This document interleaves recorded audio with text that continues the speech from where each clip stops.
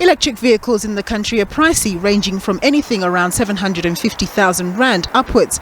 But for those who can afford it and are climate conscious, this isn't a deterrent. According to those who sell these imported vehicles, demand currently outstrips supply. But in reality, the entry price will need to come down markedly for other motorists to get in on the game. Our reports and analysis show that the average price of a car needs to be under 500,000 Rand in order to create mass adoption. And how far are we away from that? We believe that the Chinese might just bring in an electric vehicle that is affordable. One local Volvo distributor says it can barely keep up with demand as consumers for whom money is no object line up for the latest vehicles. Dispensing with the internal combustion engine, also referred to as ICE, for an EV is not only environmentally friendly but also results in staggeringly low running costs. An ICE car uses petrol. So you guys know what petrol costs, and you're probably using about 7-8 litres per 100 kilometre on an ICE car, and that petrol, I think with the new price, is going to be around about the 23 Rand per litre, right? This electric car will use power on the P6 in an urban cycle, open road, urban, I know it's correct because I can achieve that, of 21 kilowatt hours per 100 kilometers. So 21 kilowatt hours per 100 kilometers, that's what the car is using. And current city power cost is 163 per kilowatt hour, so 34.50 for every 100 kilometers driven. Wow. That's what's going to cost you for fuel. When fully charged, an electric vehicle can give you travel range of as much as 350 kilometers. And surprisingly, there are over 330 public charging facilities in the country. The charges are typically about 200 kilometers at most apart, and they're normally pretty fast chargers. So you can get a full charge in somewhere between 40 minutes and an hour and a half, typically with the vehicles in the South African market.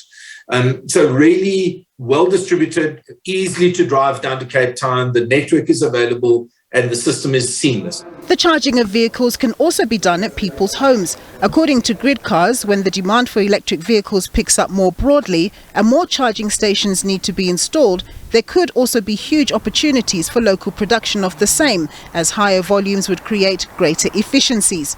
While the automotive industry awaits the policy green light to begin contemplating manufacturing EVs, one of the observations is that ultimately the industry will actually have no choice, given that 3 out of the 5 cars they produce are for export markets, including Europe, which is significant.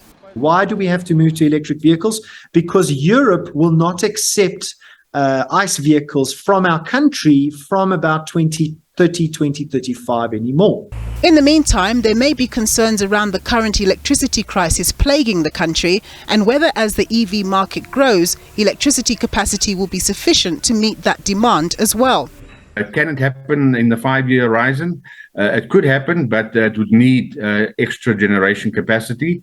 And given where we're going with the privatization or the opening up of the grid, that is very possible, because I foresee many more large customers actually getting off the Eskom grid, and that would create space for a new market segment like electric vehicles to be charged. Local car manufacturers are eagerly awaiting clarity on government policy to incentivize the production of electric vehicles and warn its pace in seizing this matter is too slow and could put the sector on the back foot relative to other countries that are adopting the technology with more haste. Electric vehicle production will by necessity involve electricity, battery technology, as well as computerization. NAMSA says the country is well placed to create whole new local industries, which would aid in denting the country's unemployment. And we believe very strongly that there's a new economy that is coming through. If you look at, for example, the battery technology, our view is that technology is new economy on its own. And we believe very strongly that we need to be able to accelerate our capacity to be able to make sure that we are able to create those much needed jobs locally, work with also our counterparts in the rest of the continent, because many of the minerals that we're actually using in the battery technology and many other components are actually sourced from Africa. So what's the possibility that electric vehicles will be within financial reach for your ordinary Joe or Jabulani here at home?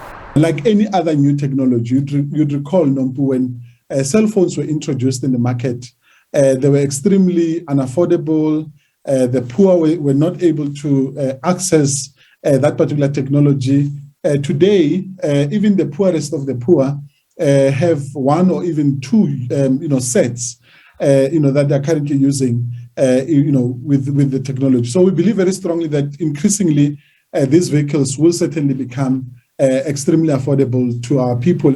But mass production of EVs will only be realised on government's clarification on its incentives policy, as well as a greater demand at a more affordable price point for the average South African motorist. And time is fast running as local car manufacturers also seek to secure their future export markets. Nompumelelo Siziba, SABC News, Johannesburg.